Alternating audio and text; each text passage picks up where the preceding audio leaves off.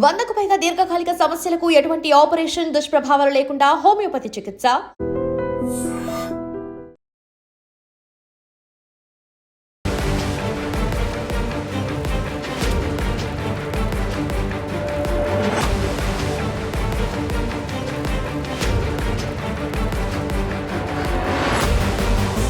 నమస్కారం, welcome to I dream.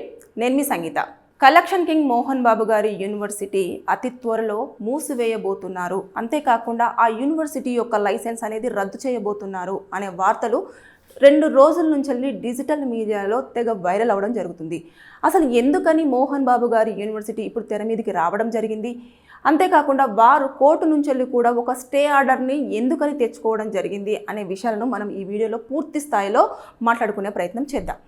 ముఖ్యంగా ఈ మోహన్ బాబు యూనివర్సిటీ అనేది 2022లో శ్రీ విద్యానికేతన్ యూనివర్సిటీగా స్టార్ట్ అవ్వడం జరిగింది. స్టార్ట్ అయిన కొన్ని నెలల్లోనే ఆ యూనివర్సిటీ పేరును కాస్త తన పేరు మీదుగానే ఆ యూనివర్సిటీని రన్ చేయాలి, విద్యార్థులకు విద్య అందుబాటులో ఉంచాలి, అందరూ విద్యను నేర్చుకోవాలి, అటు మధ్యతరగతి అదేవిధంగా పేద విద్యార్థులకు అందుబాటులో ఉండాలి, అంతేకాకుండా ఈ యూనివర్సిటీ నుంచి చాలామంది గొప్ప వాళ్ళు మార్కెట్లోకి రావాలి అన్న ఉద్దేశంతో ఆ శ్రీ విద్యానికేతన్ అనే నేమును కాస్త తీసేసి ఆయన మోహన్ బాబు యూనివర్సిటీగా నామకరణం చేసుకోవడం జరిగింది. దానికి సంబంధించిన ఆల్ డాక్యుమెంటైజేషన్ కానివ్వండి, అదేవిధంగా ఎలాంటి పర్మిషన్స్ ఉంటాయో ఆ పర్మిషన్స్ అన్నీ కూడా అధికారుల నుంచి తెచ్చుకోవడం కానివ్వండి, ఇవన్నీ పూర్తి స్థాయిలో తెచ్చుకున్న తర్వాత యూనివర్సిటీ పేరుని మోహన్ బాబు యూనివర్సిటీగా రన్ చేయడం అనేది జరుగుతుంది.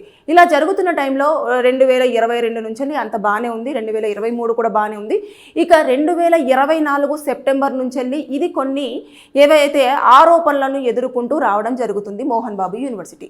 అంటే ఏమని అంటే అక్కడ పనిచేస్తున్న ఫ్యాకల్టీ, అదే కాకుండా విద్యార్థులు ఎవరైతే ఉంటున్నారో వారు అందరూ కూడా అనేక ఇబ్బందులను ఎదుర్కోవడం జరుగుతుంది. బయటకి చెప్పినా కూడా ఎవరు పట్టించుకోవట్లేదు అన్న కొన్ని వాదనలు అనేవి బయటికి వచ్చాయి. వచ్చిన తర్వాత అయితే ఇదంతా కూడా ఎప్పుడు సెప్టెంబర్లో రావడం జరిగింది. 2024 సెప్టెంబర్లో ఇలాంటి వార్తలు బయటికి జరిగింది. వచ్చిన తర్వాత వీళ్ళు ఏం చేశారు అంటే అక్టోబర్ నెలలో పేరెంటింగ్ అసోసియేషన్ వాళ్ళందరూ కూడా ఏదైతే ఉన్నత విద్యా మండలి ఉంటుందో ఆ శాఖకి, ఆ డిపార్ట్మెంట్కి ఒక కంప్లైంట్ని రేజ్ చేశారు. అక్కడున్న విద్యార్థుల దగ్గర నుంచి ఆ మోహన్ బాబు యూనివర్సిటీ వాళ్ళు అధిక మొత్తంలో ఫీజులు వసూలు చేయడం అనేది జరుగుతుంది, దాన్ని మేము కట్టలేకపోతున్నాము, తల్లిదండ్రులు అనేకమైన వారి ప్రాబ్లమ్స్ చెప్తూనే ఆవేదనను వ్యక్తం చేస్తున్నారు అని చెప్పేసి ఒక కంప్లైంట్ అనేది వాళ్ళు రిటర్న్గా ఆ ఉన్నత విద్యా మండలికి ఇవ్వడం జరిగింది.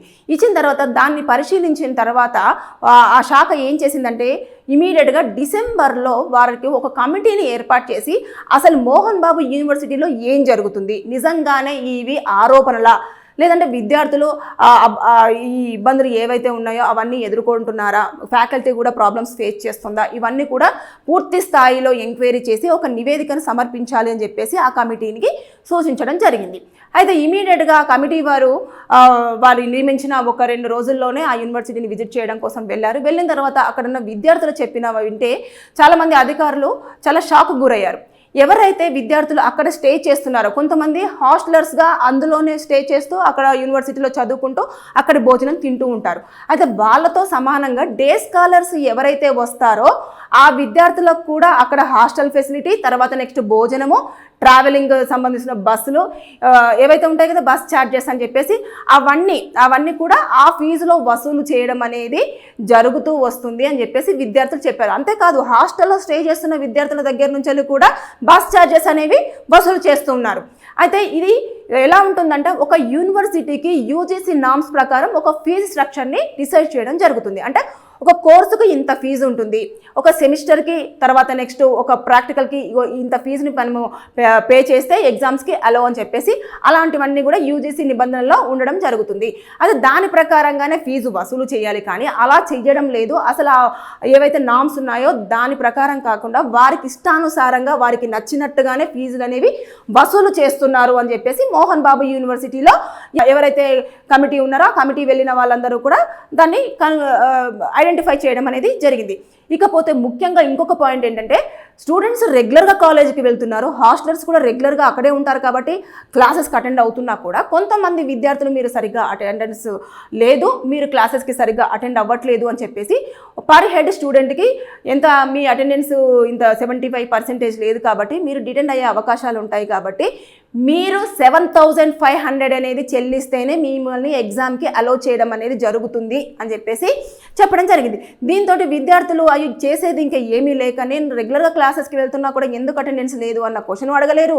ఎందుకంటే మేనేజ్మెంట్కి మనము ఎదురు క్వశ్చన్ వేయలేం కదా.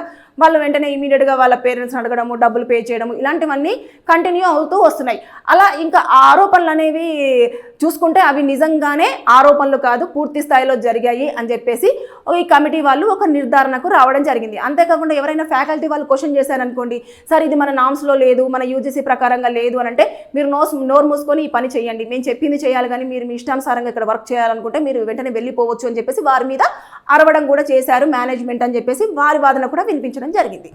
ఇలా జరిగిన తర్వాత ఏం చేశారు అంటే మొత్తం పూర్తి స్థాయిలో వాళ్ళు ఎంక్వైరీ చేసిన తర్వాత తేలింది ఏంటంటే విద్యార్థుల దగ్గర నుంచి యూజీసీ నామ్స్ ప్రకారంగా కాకుండా వారు ఇష్టానుసారంగా కలెక్ట్ చేసిన డబ్బులు 26,17,00,000 రూపాయలను విద్యార్థుల దగ్గర నుంచి అదనంగా ఫీజుల కింద వసూలు చేయడం జరిగింది అని వారు కనుక్కోవడం జరిగింది.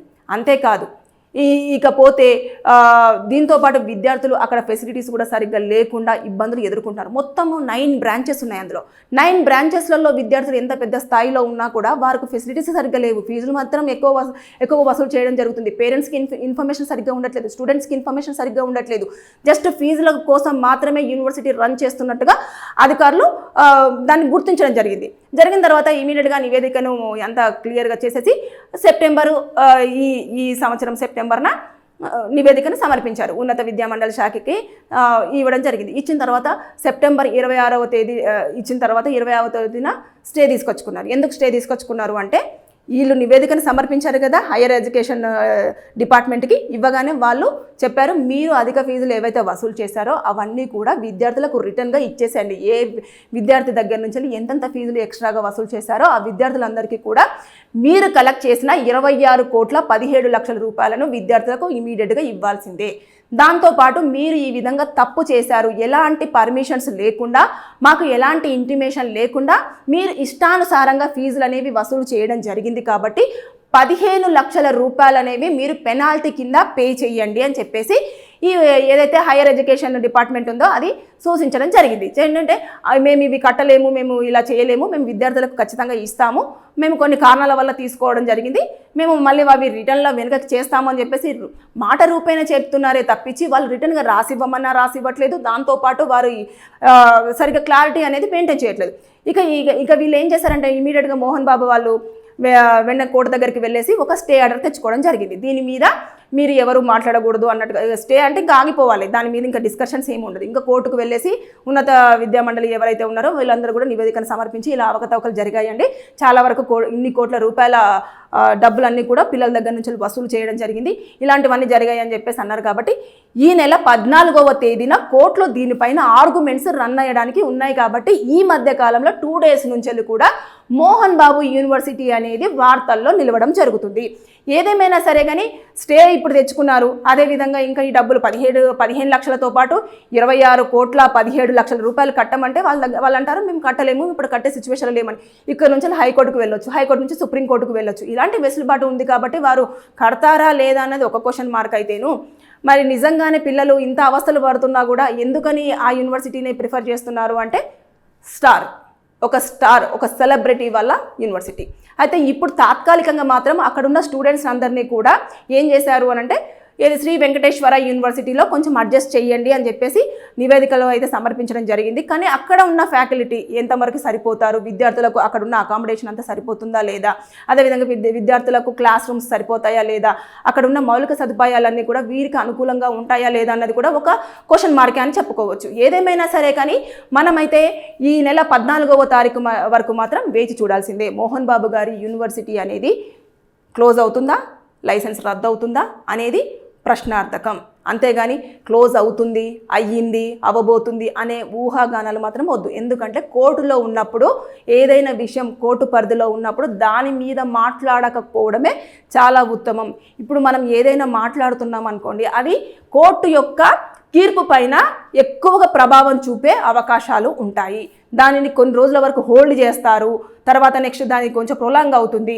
దీంతో పాటు డిజిటల్ మీడియాలో ఎక్కువ వైరల్ అవుతున్న న్యూస్ని ఏం చేస్తారు అంటే చాలా వరకు దాన్ని చాలా క్రూషియల్గా తీసుకోవడం జరుగుతుంది కోర్టు. కాబట్టి విద్యార్థుల భవిష్యత్తు మీద డిపెండ్ అయిన సబ్జెక్ట్ కాబట్టి దయచేసి ఎవరికి సంబంధించినట్టు వాళ్ళు వారి ఊహాగానాలతోటి యూనివర్సిటీ క్లోజ్ అయిపోయింది, లైసెన్స్ రద్దు చేశారు, ఇవన్నీ కూడా తెలిసి తెలియకుండా మాత్రం దయచేసి మాట్లాడొద్దు. అది కోర్టు పరిధిలో ఉంది. కోర్టు నుంచి వెళ్ళి ఒక తీర్పు వచ్చేంత వరకు మనందరం వేచి చూడాల్సిందే. ఏదేమైనా సరే కానీ మోహన్ బాబు గారి యొక్క యూనివర్సిటీలో జరిగిన అవకతవకలు అయితే బయటికి రావడం జరిగింది.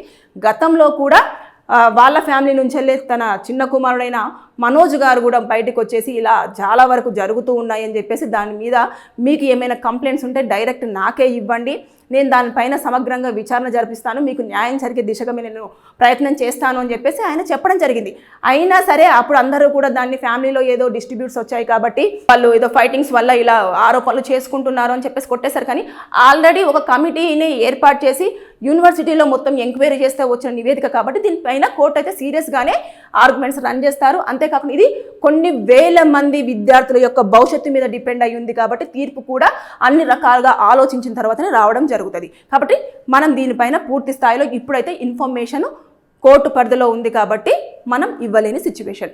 ఏదేమైనా సరే కానీ వేచి చూద్దాం ఏం జరగబోతుంది అనేది. Thank you. And for more videos, Please subscribe to iDream. Please subscribe to iDream. Please subscribe iDream. And please subscribe to iDream. For more videos, subscribe to iDream. please like, share and subscribe to the channel. Congratulations, iDream. Subscribe to iDream. Subscribe to iDream. So subscribe to iDream Media. iDream की iDream team अंदर की huge congratulations. Please subscribe iDream Media. Please subscribe to iDream. Subscribe iDream. Please subscribe to iDream. iDream అంటే నా కళల ఛానల్ను subscribe చేసుకున్న నోరు తిరుగుతలేదు, మీరైతే గంట గుర్తు కొట్టండి. For more such videos, please subscribe to iDream. Subscribe to iDream. Please subscribe to iDream. Please subscribe iDream Media. Please do subscribe to iDream. Please subscribe to iDream Media. For best entertainment and information, please subscribe iDream. And don't forget to subscribe to iDream.